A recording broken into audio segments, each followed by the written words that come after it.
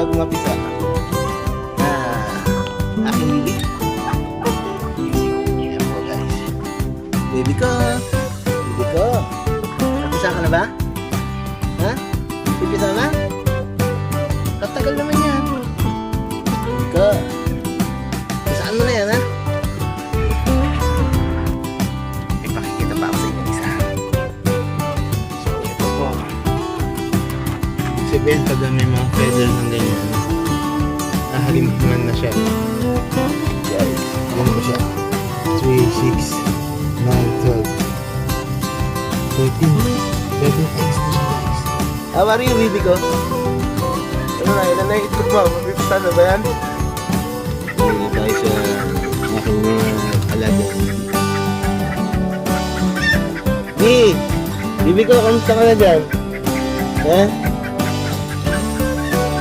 Pipisahan ka na ba? Don't be shy. So, ayun mga kanobo, nabasa kasi yung itlogan niya. Kaya nilagyan ko lang ng dahon ng saging ito para maibabaw nila. Lamigan yung itlog. Sana mapisa mo yung anti-sham na yan. See you, let's go! Sa dito sa probinsya. Ang dami kong magagawa.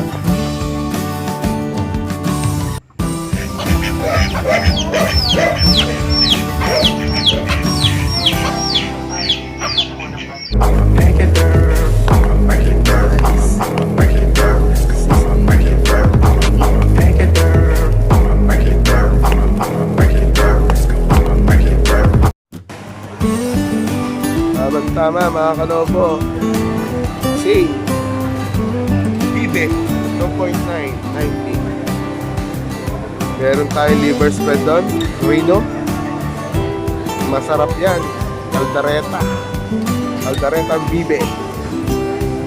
Let's go, bilhin na natin yan. Babahagi ko sa inyo yung aking special recipe.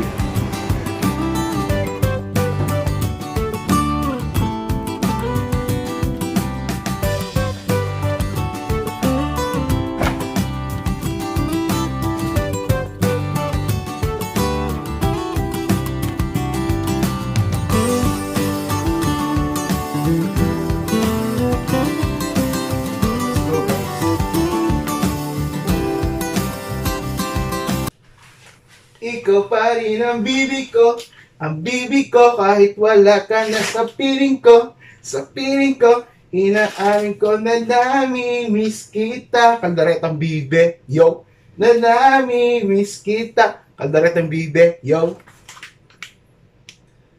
So, what's up mga kanobo? Andito na naman tayo ngayon sa aming kusina. Welcome back to my YouTube channel, Kusinero Nobo Records. This is DJ Moking, Kusinero Nobo, Chef Lover, and Rob Alvarez. Today ay bibigyan ko kayo ng isa sa best at paborito kong recipe, ang Calderetang Bibe. So, ano pa hinihintay natin guys? Wala naman tayong hinihintay. Let's go! Simulan natin magluto.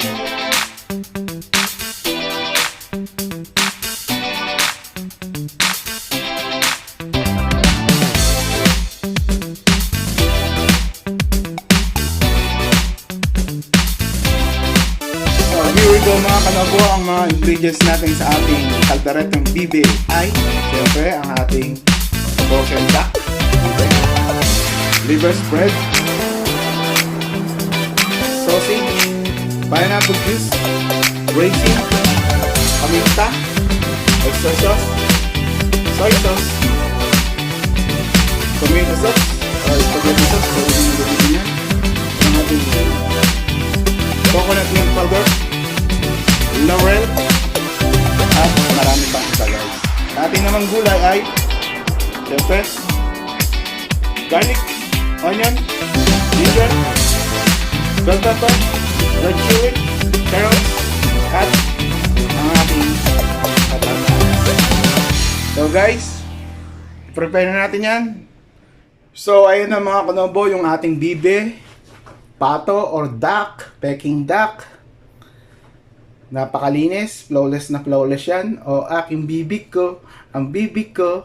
Tingnan nyo naman, napaka flawless. Fresh na fresh from Germany. Pero mas malasa pa rin yung bibi sa atin, guys.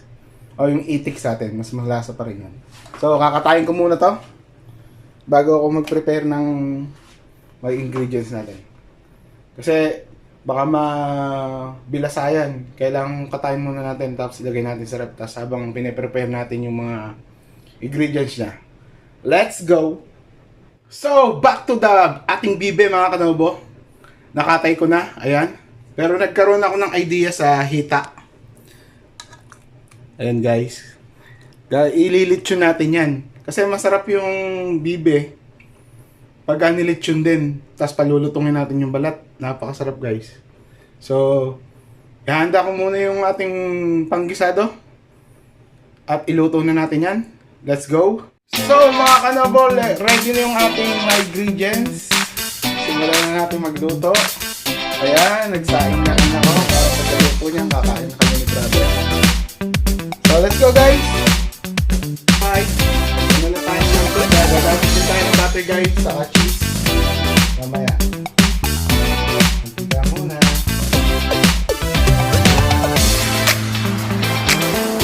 Pinainit ko na yung ating balat. Para hindi makamakita na tayo. Let's cook. Garlic, syempre.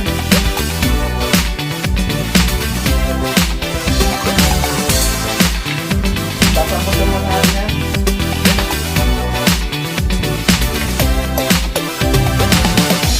Kapag nakikita nyo ng golden brown yung ating babang, mas mainam nga yung may sunod ng konti. Sunod na natin yung ating ginger.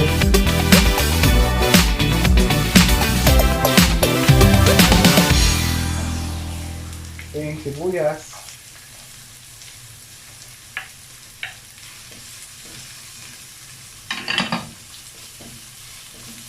Lutuin muna natin yung ginger sa sibuyas bago natin ilagay yung bell pepper at ating sili. Saka yung ating duck meat. Alright? At this point mga kanobo, luto na yung ating luya at sibuyas. So, you can add butter. Huwag naman masyadong madami. Hindi, tama lang. Kasi pag masyadong mamantika yan, nakakasuya guys. Tama lang. So, tunawin lang natin yung butter. Pwede na rin natin ilagay itong ating bell pepper at sili. Para mag-concentrate na yung mga lasa nila. Saka lalagyan, isusunod natin ang patis. Wala kasi akong cameraman eh. Kung may cameraman na ako guys, napakaganda ng shooting natin. Kaso ako lang mag-isa eh. Wala si Carol din, naka-duty. Alright?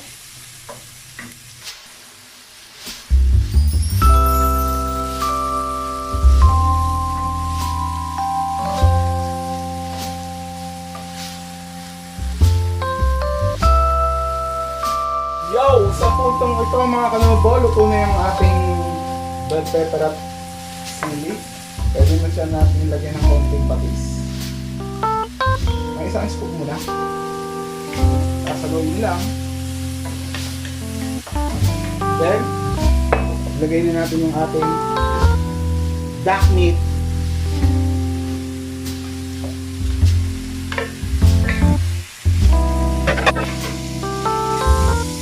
Then, patis again.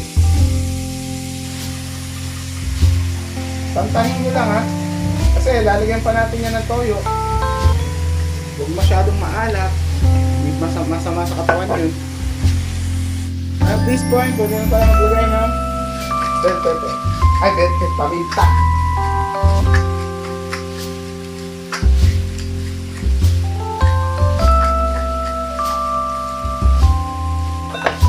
Then, ang ating red chili powder paprika. Red chili paprika.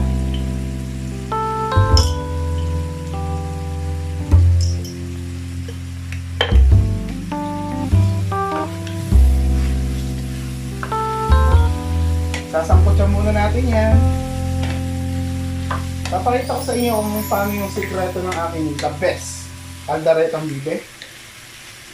ito yung aking minaster na recipe at ang aking paborito. Kasi guys, itong duck meat, kahit anong klaseng duck yan, kahit bibe o itik, o peking duck, healthy yan guys, healthy meat. Pwede na tayo maglagay ng paminta, saka laurel. Pamintang buo guys.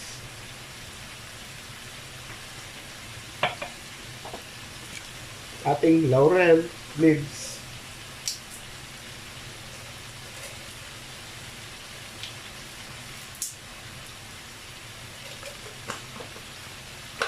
At ating takpan. Pag nasimmer na yung ating ado,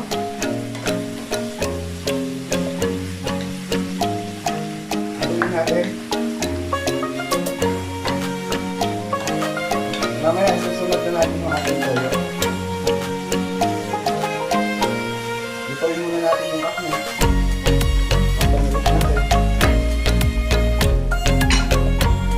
So, tingnan nyo mga kanobo, ayan o, nasangkap siya na, di ba? Pwede na natin siyang lagyan ng toyo. Lagyan na natin siya ng toyo.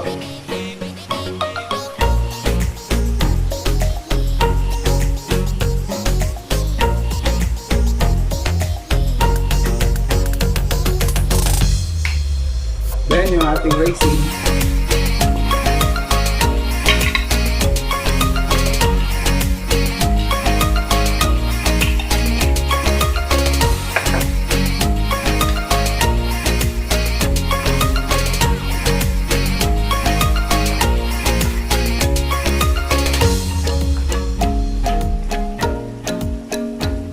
Next natin yung ating pineapple juice.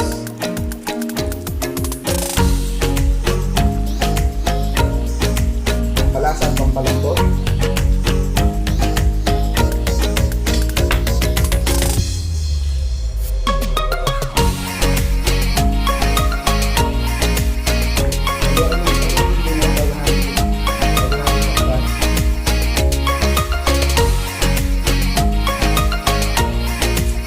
I can make guys. Manis ko pong pupahin ko.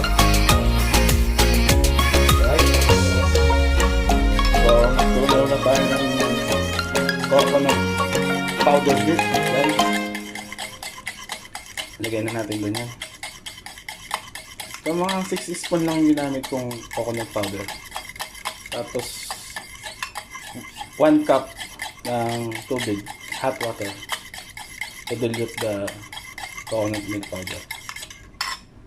Then, pan nyo una. Alright mga kanobo, check natin yung ating sinasangkot siya. Alright. Sa puntong ito, pwede na natin ilagay yung ating Reno or liver spread. Yung kalahati lang guys. Pang final touch natin yung kalahati mamaya.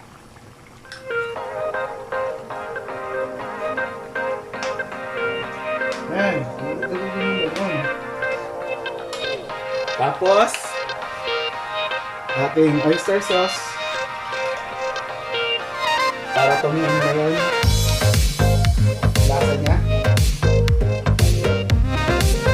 Tapos, i-next na natin din yung unang pakang gata. Gata ng iyo.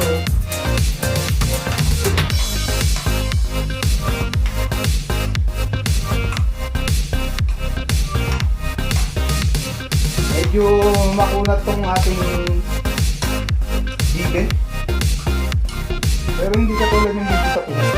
Kaya sa sabaw pa lang yung nilagay natin pineapple juice, lalambot na siya.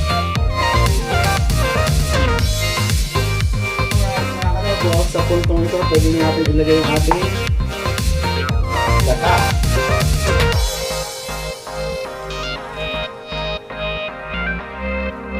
Then, yung ating sausage.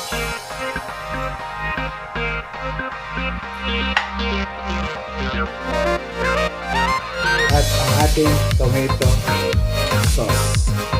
Lagyan natin siya para makombine na rin yung kagulata. Para masimpan na natin yung final touch.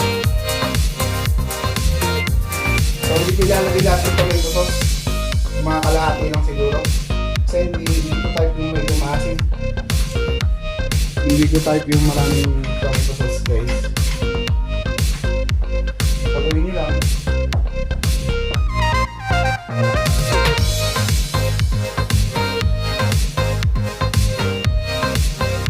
Tapos hindi natin isasama yung gulay dyan. Ipa-blanch lang natin sa butter and oil. Kasi pag sinama natin yung patatas, madali siyang matuyo. Saka madaling mapanis. Kaya piprito muna natin ang bahagya yung mga gulay. Alright? Takpan ulit natin. And stand by. At this point mga kanobo, ayan, tingnan nyo. Tuyo na yung medyo tuyo na yung ating kaldereta. Pwede natin ilagay yung cup ng liver spread. O rito.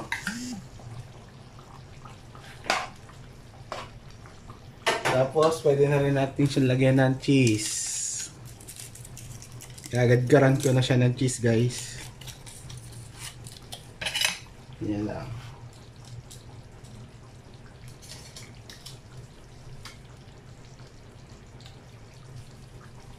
Napakasarap itong kaldereta natin. Tapos itong mga gulay natin, iba-blanch natin yan sa butter at oil. Piprito natin. Bago natin isama dito. Napakalambot ng bibi natin guys. Woo! I can wait to eat you. Baby! Bibi ko!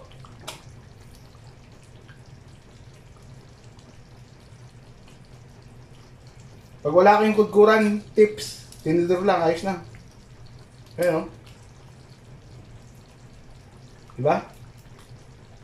So, low fire mode na tayo. Haluin nyo lang yan para ma-concentrate yung cheese saka yung liver spread na nilagay natin. Low fire lang yan kasi malambot na yung ating bibe. Hindi katulad sa bibi sa atin yan guys, na makunat. Pero malasa. Dito matabang yung bibe, pero di siya makunat. See?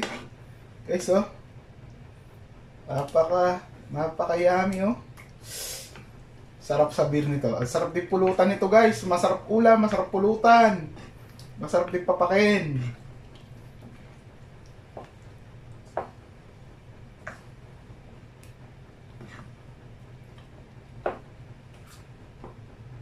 So, takpan na natin. Guys, dumako na tayo sa ating mga gulay. Ibablanch na natin yan. Ginan tayo mantika.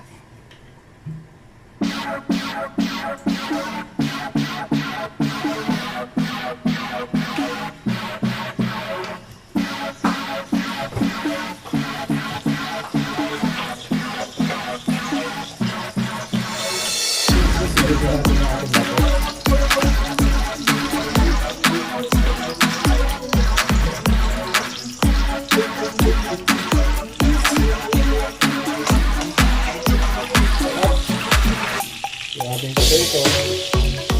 Wala natin nilagay yung potato kasi nilagay yung potato.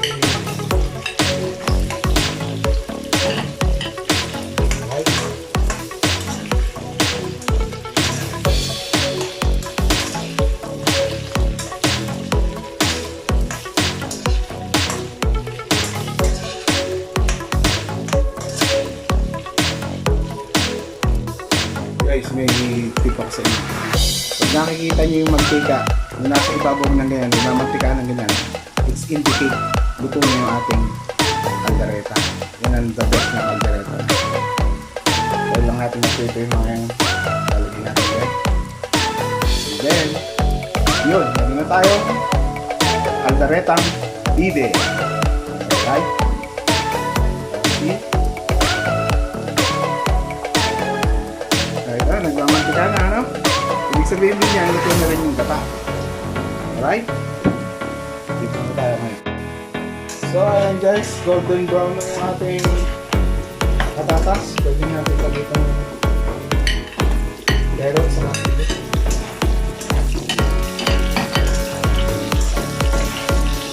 So, bakit ko pinilito yung mga gulay? Bakit guys? Anong sagot? Kasi para hindi madali mapano yung ating kaldereta. Para yung patatas, hindi niya matutog yung sauce. Kasi pag nilagay mo yung first yung patatas dyan, hindi matutog mo yung sauce. Matutog masyado. Boring mo yun guys. Alright? That's the tip.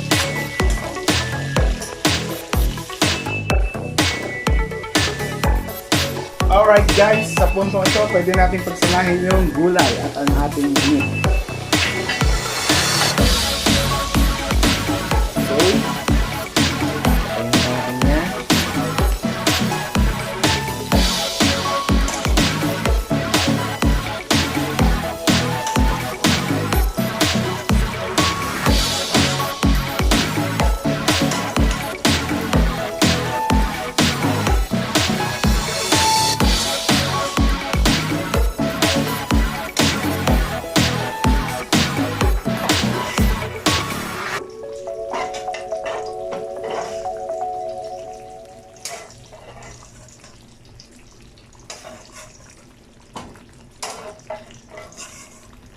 So, huwag niyo itatapon to kasi meron na kayong healthy cooking vegetable oil na yan guys. So, ito, haluin na lang natin to. See guys.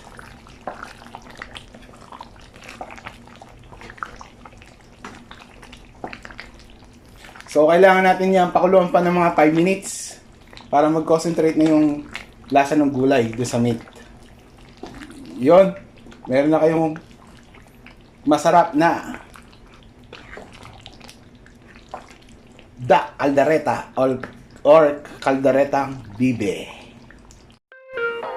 So mga kanobo, tingnan na natin yung ating calderetang bibe. After 5 minutes, meron na tayong calderetang bibe.